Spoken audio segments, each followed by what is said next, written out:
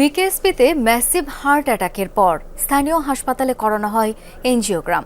হার্টে ব্লক থাকায় পরানো হয় একটি রিং। শেষ খবর পর্যন্ত তামিমের জ্ঞান ফিরেছে, কথা বলেছেন তার পরিবারের সাথে। তবে এখনও তাকে আশঙ্কামুক্ত বলেননি চিকিৎসকরা। এর আগে ঢাকা প্রিমিয়ার লিগের ম্যাচ চলাকালীন অসুস্থ হয়ে পড়েন তামিম ইকবাল।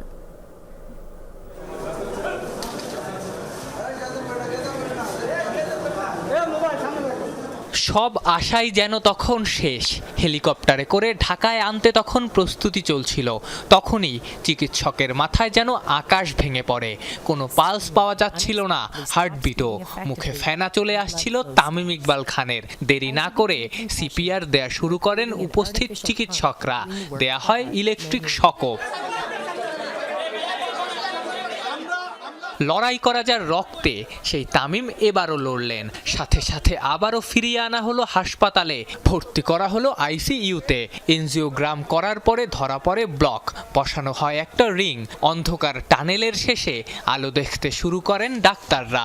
ওনার ওই ক্রিটিক্যাল কন্ডিশন থেকে যতগুলো চিকিৎসা প্রয়োজন সবকিছু করা হয়েছে এবং আল্লাহর রহমতে যে কন্ডিশনটা আসলে অনুকূলে আছে এবং ওনাকে আমরা বলি যে ওনার একটা হার্ট অ্যাটাক হয়েছে।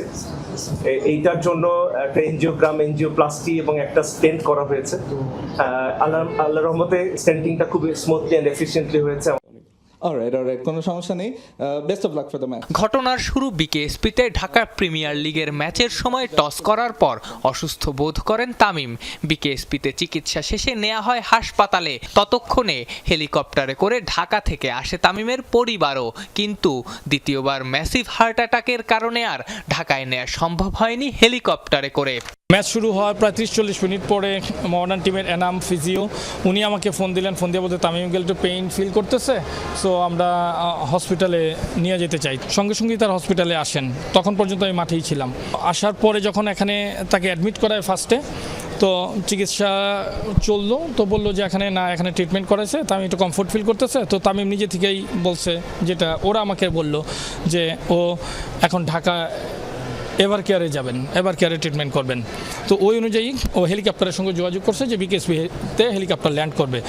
বিসিবির প্রধান চিকিৎসক দেবাশিস চৌধুরী সহ ছুটে যান বাকি কর্তারাও। পূর্ব নির্ধারিত বাংলাদেশ ক্রিকেট বোর্ডের সভা স্থগিত করে সভাপতি ফারুক আহমেদ সহ আসেন বাকি পরিচালকরা। বিসিবি থেকে তামিমের পরিবার, সবাই তখন দোয়া প্রার্থী।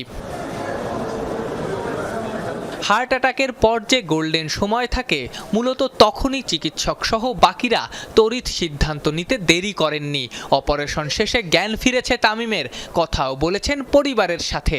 তবে এখনই আশঙ্কামুক্ত বলা যাচ্ছে না। যে মানুষটা অন্যের বিপদে এগিয়ে আসেন সবার আগে, সেই কলিজাওয়ালা খানের বিপদে তাই তো প্রার্থনায় কোটি ভক্তরা। সবার চাওয়া একটাই, তামিম ইকবাল ফিরবেন। ডাউন দ্য উইকেটে এসে বাঁ হাতে ওই ছক্কা দেখার অপেক্ষায় এখন সবাই। আফরান পিয়াল, যমুনা স্পোর্টস, ঢাকা।